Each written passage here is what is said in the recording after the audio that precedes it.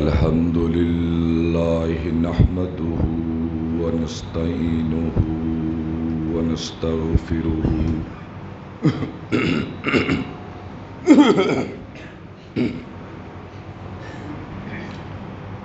ونؤمن به ونتوكل عليه ونعوذ بالله من شرور أنفسنا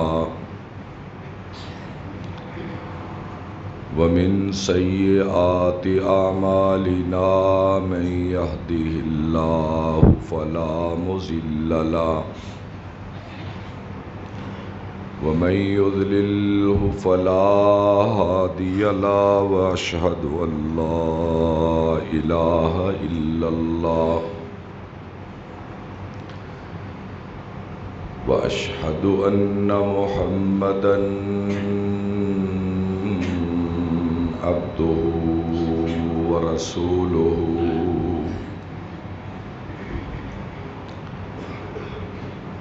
اللهم صل على محمد وعلى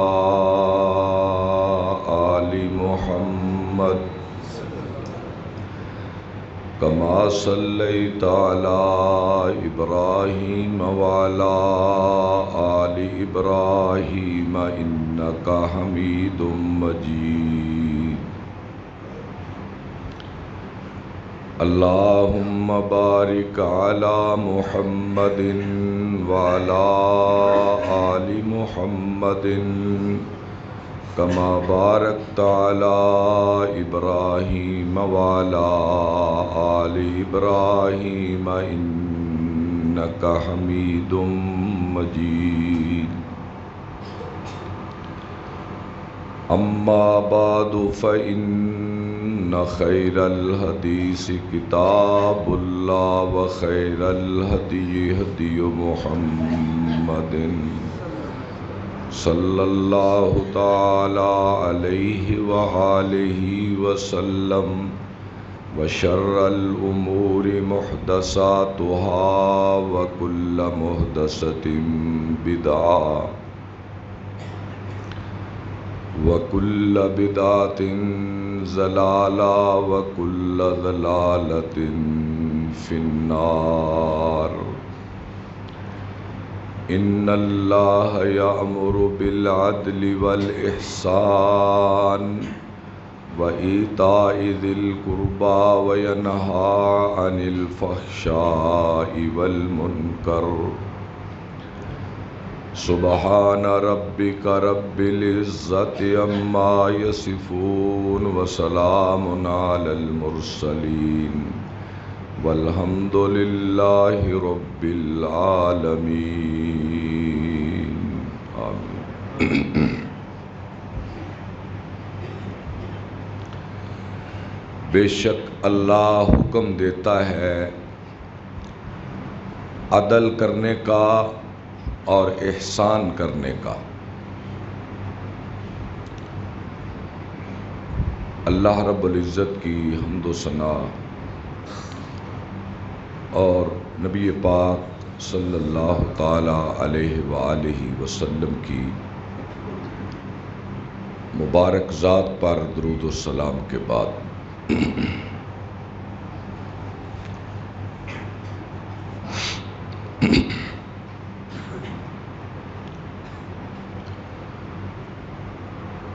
دنیا کی تاریخ میں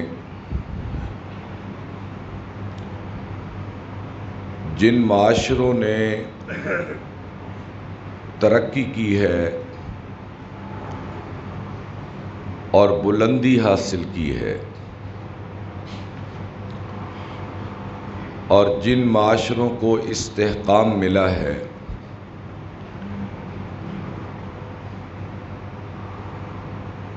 ان کے پیچھے عدل و احسان کی بہت بڑی تاریخ تھی۔ جس معاشرے سے آپ عدل کو نکال دیں وہ معاشرہ کبھی باقی نہیں رہ سکتا اور وہ قوم بھی اپنا وجود کھو بیٹھتی ہے یا یوں کہیے کہ جس قوم میں ناانصافی اور ظلم زیادتی آ جائے گی وہ قوم کبھی اپنا وجود قائم نہیں رکھ سکتی، اگرچہ ان کے پاس دنیا کے اسباب اور وسائل کا ڈھیر بھی موجود کیوں نہ ہو۔ اس دنیا میں کفر کا معاشرہ تو قائم رہ سکتا ہے مگر ظلم کا معاشرہ کبھی قائم نہیں رہ سکتا۔ عدل دنیا میں برکت کا باعث ہے اور ظلم دنیا میں نحوست کا باعث ہے۔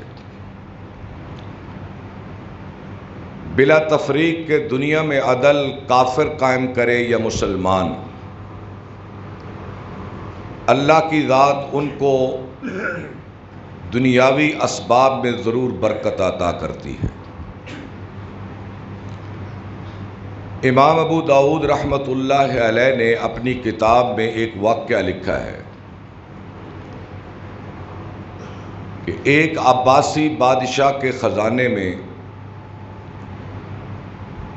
گندم کے چند دانے جمع کر کے ایک کپڑے میں بند کر کے سی دیے گئے تھے، اور ایک زمانے کے بعد گندم کے ان دانوں کو نکالا گیا تو ان کا سائز کھجور کی گٹھلیوں کے برابر تھا۔ تو بتایا گیا کہ یہ اس دور کی گندم کی پیداوار ہے جب دنیا میں انصاف قائم تھا۔ اس کی وجہ سے اللہ بر وقت بارشیں اتارتا ہے،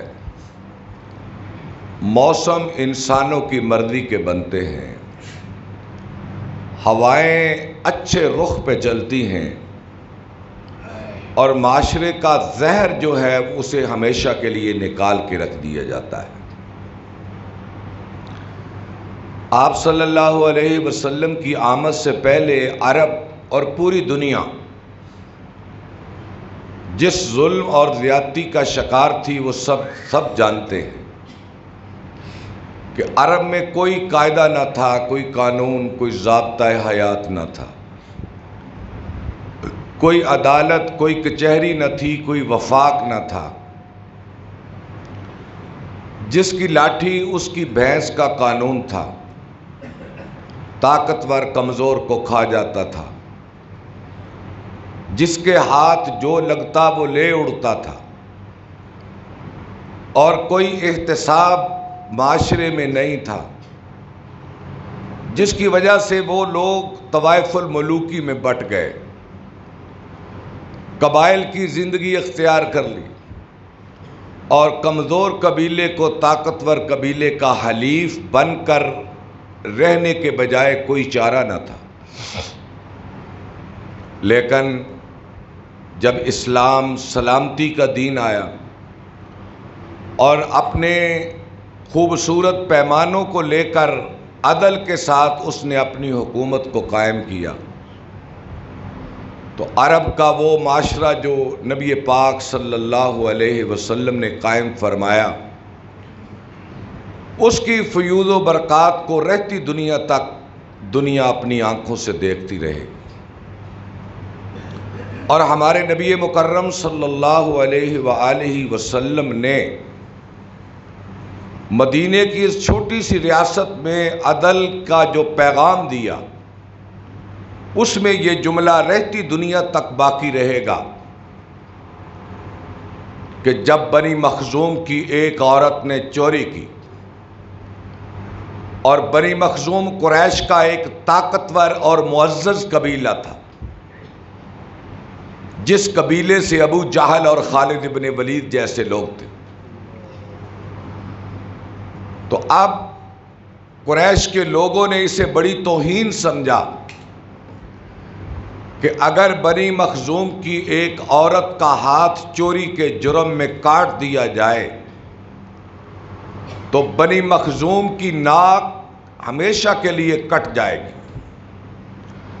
تو آپ کے ایک بڑی محبوب شخصیت کو سفارشی بنا کر آپ کی طرف لے جایا گیا، یا رسول اللہ صلی اللہ علیہ وسلم، یہ بنی مخزوم کی عورت ہے، اس پر ہاتھ کاٹنے کی حد قائم نہ کی جائے۔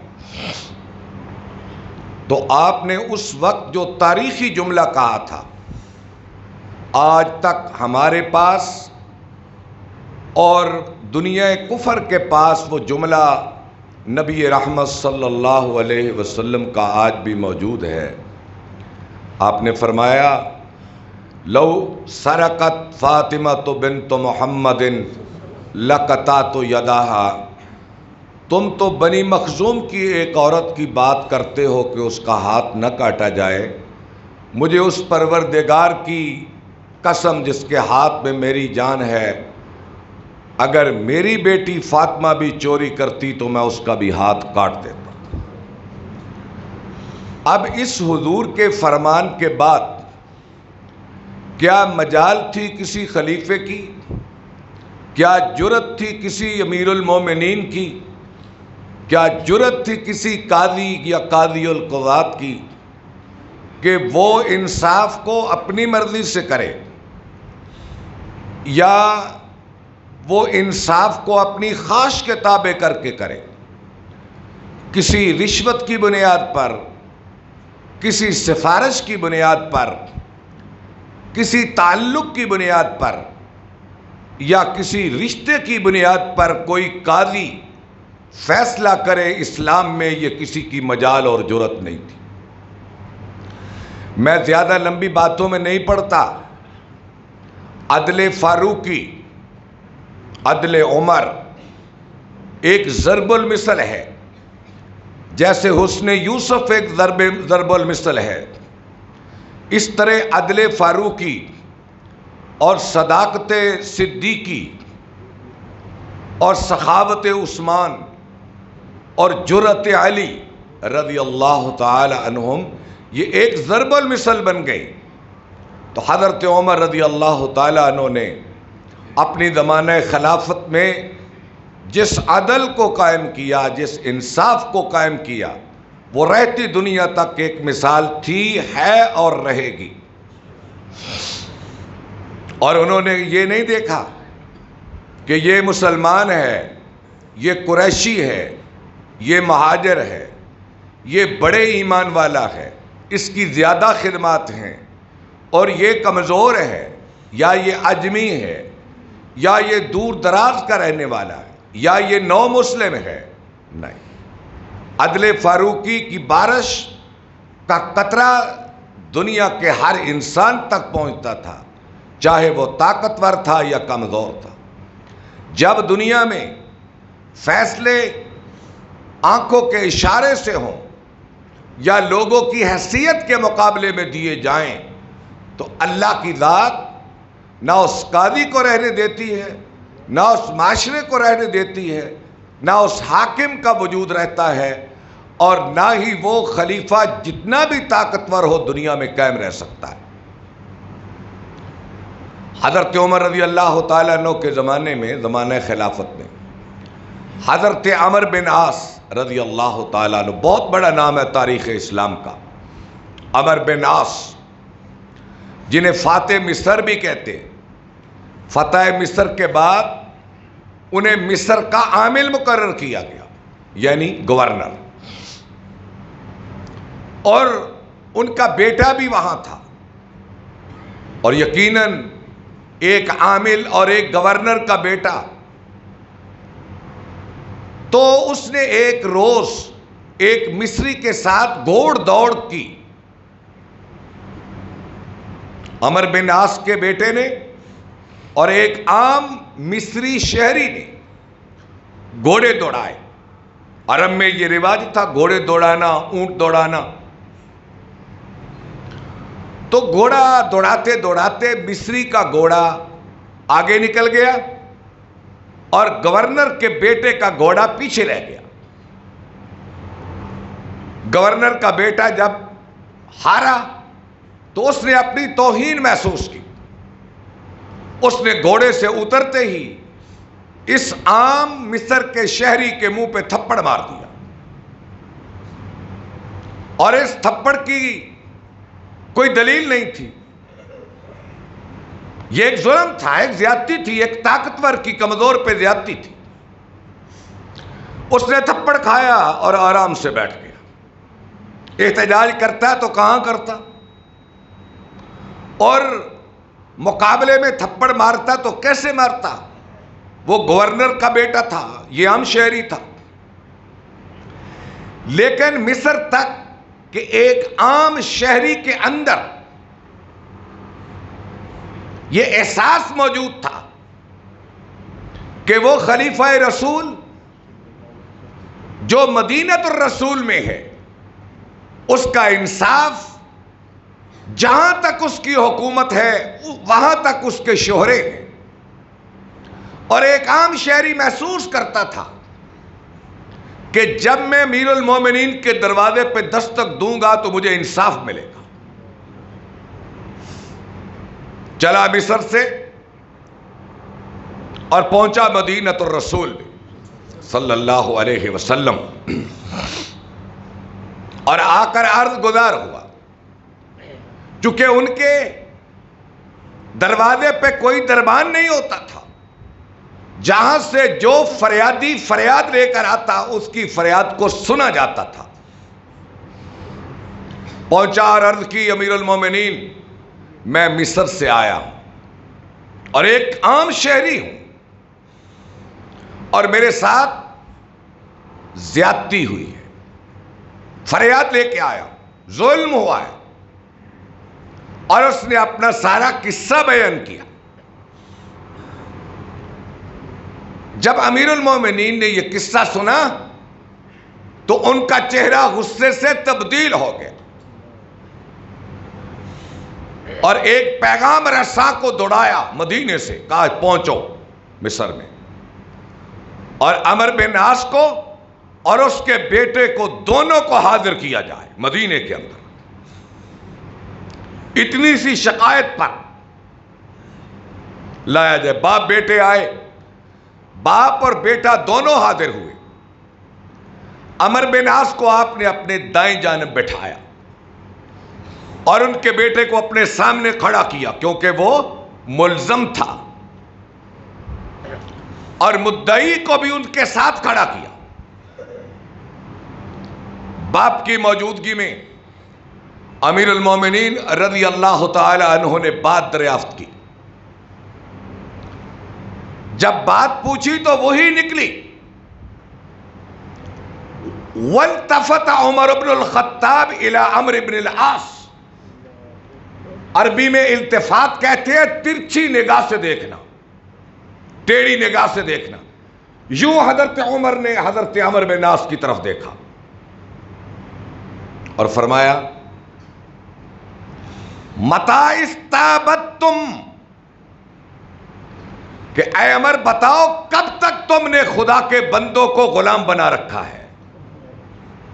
کب سے تم نے اللہ کے بندوں کو غلام بنا رکھا ہے جبکہ ان کی ماؤں نے انہیں آزاد جنم دیا ہے؟ حضرت عمرو بن عاص خاموش ہو گئے، سر جھکا لیا. آپ فرمانے لگے اس مصری سے کہ عمرو بن عاص کی موجودگی میں اس کے بیٹے کے منہ پہ اسی طرح تھپڑ مارو جس طرح اس نے تمہیں مارا تھا. جب اس مصری نے دیکھا کہ یہاں تو انصاف بے لاگ ملتا ہے اور مفت ملتا ہے، دہلیز پہ ملتا ہے، کسی کے تعلق اور سفارش کی ضرورت نہیں، تو اس نے اسی مجلس میں عمرو بن عاص کے بیٹے کو اللہ کے لیے معاف کر دیا. اب اس واقعہ کو مدینے کے شہریوں نے بھی دیکھا ہوگا اور مصر کے اندر بھی اس کی آواز پہنچی ہوگی کہ یہاں احتساب تو عمرو بن عاص کا بھی ہوتا ہے، یہاں حساب تو عمرو بن عاص سے بھی لیا جاتا ہے. تو ایک عام شہری کی حیثیت کیا ہے؟ میرے بھائیوں، جس کے ہاتھ میں پیمانہ ہے، جس کے ہاتھ میں ترازو ہے، جس کے ہاتھ میں انصاف ہے، اور اسی لیے قاضی کے ایک دن کا انصاف عبادت گزار کے ہزاروں سال کی عبادت سے افضل ہوتا ہے۔ یہاں نفسوں کو کچلا جاتا ہے، یہاں سفارشوں کو رد کیا جاتا ہے، دنیا کی دولت کو جوتے کی نوک پہ رکھ کر پھینک دیا جاتا ہے، اور ایک قاضی، ایک عادل، ایک منصف، ایک پنچ اپنے اللہ کی رضا کے لیے فیصلے دیتا ہے۔ حضرت علی کرم اللہ وجہہ، کرم اللہ وجہہ، اس کا ترجمہ ہے اللہ ان کے چہرے کو اور عزت عطا کرے۔ ان کا ایک غلام آیا اور حاضر خدمت ہوا اور عرض گزار ہوا، امیر المومنین آپ کیا کرتے ہیں؟ کہا بھی کیا کرتا ہوں؟ یا حضرت میں دیکھتا ہوں کہ ایک مدعی آتا ہے، ایک ملزم آتا ہے آپ کی عدالت میں، اور ایک آپ کی جان کا دشمن ہوتا ہے، اگر اس کا بس چلے تو آپ کو ذبح کر دیں۔ خوارج کا دور تھا، حضرت علی رضی اللہ تعالیٰ عنہ کے خلاف خارجی تھے، وہ تو موقع ڈھونڈ رہے تھے کب موقع ملے اور حضرت علی کو شہید کر دیا جائے۔ یا حضرت ایک آپ کا دشمن آتا ہے، ایک آپ کا دوست آتا ہے، اور آپ فیصلہ اپنے دوست کے خلاف کر دیتے ہیں، اپنے دشمن کے حق میں کر دیتے ہیں، یہ کیا کرتے ہیں؟ آپ نے فرمایا ابن حبیرہ ہمارا کیا ہے، ہمارا تو ہر کام اللہ کی رضا کے لیے ہوتا ہے، ہمارا ہر کام اللہ کی رضا کے لیے ہوتا ہے، ہمارے سامنے دوست ہو تب بھی، دشمن ہو تب بھی، ہمیں کوئی غرض نہیں ہے کہ یہ دوست ہے یا دشمن، ہم تو دیکھتے ہیں کہ شہادت کس کے حق میں جا رہی ہے، سچائی کس کی حمایت کرتی ہے، اور ہم ان فیصلوں کو تو اپنی ذات پہ بھی لاگو کرتے ہیں۔ کیا تو نے سنا نہیں کہ اللہ کی کتاب کہتی ہے تم انصاف کرو چاہے تمہیں اپنی جانوں کے خلاف ہی کیوں نہ کرنا پڑے، اپنے مفادات کے خلاف، اپنی اولادوں کے خلاف، اپنے خاندان کے خلاف، تم کیا جانو۔ اور یہ واقعہ آج تاریخ کے صفحات پر موجود ہے کہ سیدنا علی ابن ابی طالب رضی اللہ تعالی عنہ امیر المومنین ہیں، اور ان کے زمانے کے قاضی القضات حضرت شریح ہیں، بہت بڑے اسلام کے قاضی، عدالت اسلام کا بہت بڑا نام قاضی شریح۔ حضرت عمر کے دور میں بھی یہی تھے، حضرت عثمان کے دور میں بھی یہی تھے، اور حضرت علی کرم اللہ وجہہ کے زمانے میں بھی قاضی شریح یہ قاضی القضات تھے۔ آپ کو اطلاع ملی کہ آپ کی زرہ سمجھتے ہیں نا، زرہ جو پیٹ اور سینے پہ لوہے کا ہتھیار باندھا جاتا ہے دشمن سے دفاع کے لیے، کہ فلاں عیسائی کے پاس ہے، آپ حکم کریں آپ کے اہلکار اس سے چھین کر لے کر آئیں، اور امیر المومنین ہے، امیر المومنین ہے، خلیفۃ المسلمین ہے، کہنے لگے نہیں، اسلام کا یہ طریقہ نہیں ہے، ہمارے پاس ایک عدالت موجود ہے۔ حضرت علی رضی اللہ تعالیٰ عنہ قاضی شریح کی عدالت میں چلے گئے اور درخواست دی بطور مدعی کے کہ میری یہ زرہ فلاں عیسائی کے پاس ہے، چونکہ آپ کوفے میں رہتے تھے اور کوفے میں غیر مسلم بھی رہتے تھے، یہ میری زرہ اس سے لے کر دی جائے۔ کیا یہ کافی نہیں تھا کہ قاضی شریح حضرت علی کی بات پر یقین کر لیتے؟ کافی تھا، لیکن اس سے انصاف کے تقاضے پورے نہیں ہوتے۔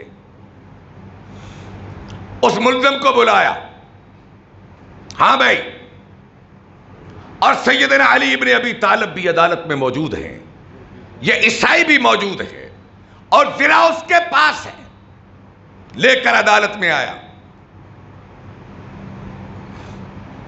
حضرت علی رضی اللہ تعالیٰ عنہ سے قاضی صاحب پوچھنے لگے، ہاں بھائی کیا بات ہے؟ یہ جی زرا میری ہے۔ فرمایا کوئی گواہی ہے؟ نہیں، گواہی تو میرے پاس کوئی نہیں ہے۔ آپ نے عیسائی سے پوچھا، ہاں بھائی تم کہتے ہو کہ زرا میری ہے، اس کی دلیل کیا ہے؟ کہنے لگا اس سے بڑی دلیل کیا ہے کہ میرے قبضے میں ہے، یہ میرے پاس ہے، میرے قبضے میں ہے، تو اب اس کی شہادت معتبر ہوئی۔ تو قاضی شرح نے حضرت علی رضی اللہ تعالی عنہ کے خلاف فیصلہ دے دیا۔ باوجود قاضی صاحب جانتے تھے کہ یہ زرا علی کی ہے، لیکن حضرت علی کے پاس شہادت نہیں ہے، اور اسلام کی عدل کا تقاضا یہ ہے کہ شہادت اپنے مقام تک پہنچے۔ اور وہ عیسائی اب زرا کو لے کر خرامہ عدالت سے نکلنے لگا، اور امیر المومنین بھی اس کے پیچھے پیچھے تھوڑی دور گیا، واپس پلٹا اور کہنے لگا امیر المومنین یہ زرا آپ کی ہے، یہ زرا آپ کی ہے، یہ میری نہیں ہے۔ آپ صفین کے سفر پہ جا رہے تھے تو قافلے سے پیچھے میں گزرا اور یہ گری پڑی تھی، میں نے اٹھا لی، لیکن قربان جاؤں آپ کے نظام عدل پر۔ کون کہتا ہے؟ عیسائی۔ قربان جاؤں آپ کے نظام عدل پر کہ وقت کا قاضی امیر المومنین کو اپنی عدالت میں بلاتا ہے اور شہادت کی بنیاد پر فیصلہ میرے حق میں کر دیتا ہے،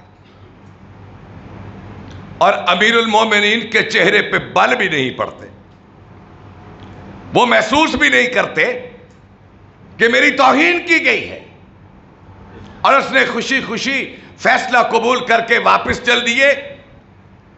واقعتاً یہ دین عدل اور اسلام سچائی کا دین ہے۔ میں محمد عربی کا کلمہ پڑھتا ہوں اور یہ زرا واپس لے لو۔ اس نے کلمہ پڑھا تو آپ فرمانے لگے اچھا اب تو تم میرے دینی بھائی بن گئے، اب تو تم میرے دینی بھائی بن گئے، میں علی اس زرا کو تمہیں ہدیے کے طور پہ دیتا ہوں۔ اب اس شخص کے دل میں مقام علی کیسا پیدا ہوا ہوگا اور مقام دین اسلام کیسا پیدا ہوا ہوگا۔ اسلام کا معنی ہے سلامتی، اسلام کا معنی ہے امن، اور علماء کہتے ہیں کہ یہ دین کا ٹائٹل ہے، دین کا ٹائٹل ہے اسلام، مذہب کا ٹائٹل اسلام ہے، اور اس کا انتخاب اللہ نے کیا ہے۔ وَمَن يَبْتَغِ غَيْرَ الْإِسْلَامِ دِينًا فَلَن يُقْبَلَ مِنْهُ، یہ ٹائٹل اللہ نے مقرر کیا ہے، اور اگر یہ ٹائٹل نہ ہوتا تو اس کا ٹائٹل عدل ہوتا، دین عدل۔ اب دین اسلام ہے، یہ لفظ نہ ہوتا تو دین عدل ہوتا، یعنی اسلام کا متبادل عدل ہے، یعنی عدل سے سلامتی ملتی ہے، عدل دنیا میں امن قائم کرتا ہے۔ آپ ایک قاتل کو چوراہے میں لٹکا دیں، کبھی بستی میں قتل نہیں ہو سکتا، کبھی شہر میں قتل نہیں ہو سکتا۔ اسلام کی سزائیں جو عدل کی بنیاد پر ہیں امن کے لیے اور معاشرے کی سلامتی کے لیے۔ آج ہمارے معاشرے میں سزائیں نہیں ہیں، سزائیں تو بڑی دور کی بات ہے، عدل ہی نہیں ہے، انصاف ہی نہیں ہے۔ قاضی کا قلم بکتا ہے، قاضی کا قلم بکتا ہے، قاضی کے فیصلے بکتے ہیں، بلکہ کبھی کبھی تو پوری کی پوری عدالت بک جاتی ہے۔ اور جہاں عدالتیں بک جائیں، جہاں تھانے بک جائیں، جہاں انصاف بک جائے، جہاں عدل بک جائے، پھر وہاں مقتول اپنے قاتلوں کا لہو اسی طرح بے بسی سے تلاش کیا کرتے ہیں،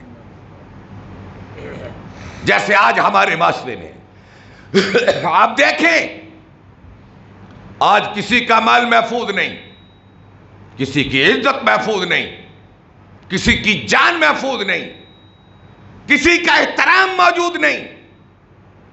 طاقتور سمجھتا ہے میں ہر چیز کو خرید سکتا ہوں، مالدار سمجھتا ہے ہر چیز کو خرید سکتا ہوں، جس کی وجہ سے جس کی لاٹھی اس کی قانون کا بھینس، اس کی بھینس یہ قانون بن چکا۔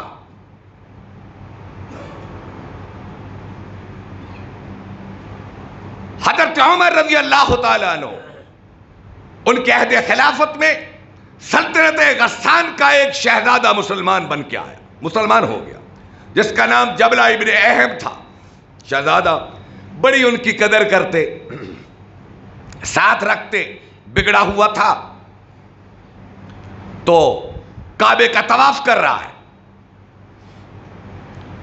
ایک دیہاتی بیچارہ وہ چل رہا تھا، اس کا پاؤں اس کے چوگے پہ آ گئے، اس نے ایک تھپڑ مارا شہزادے نے، وہ بیچارہ چپ ہو گیا، آ کر شکایت لے کر آیا، امیر المومنین آپ نے اس شہزادے کو بڑا بگاڑ دیا ہے، میرا پاؤں اس کے چوگے پہ آ گیا، کیا ہوا؟ مطاف میں طواف کرتے ہوئے، اور اس نے میرے منہ پہ تھپڑ مار دیا۔ آپ نے بلایا شہزادے کو، کہنے لگے بھائی ہم مسلمان ہیں، اسلام ہمارا مذہب ہے، یہاں انسانوں کے حقوق برابر ہیں، کوئی غسان کا شہزادہ ہو یا مدینے کا چوکیدار ہو، اس کے حقوق ہماری عدالت میں برابر ہیں، تجھے منہ پہ تھپڑ کھانا پڑے گا۔ کہنے لگا جی مجھے ایک دن کی مہلت دو،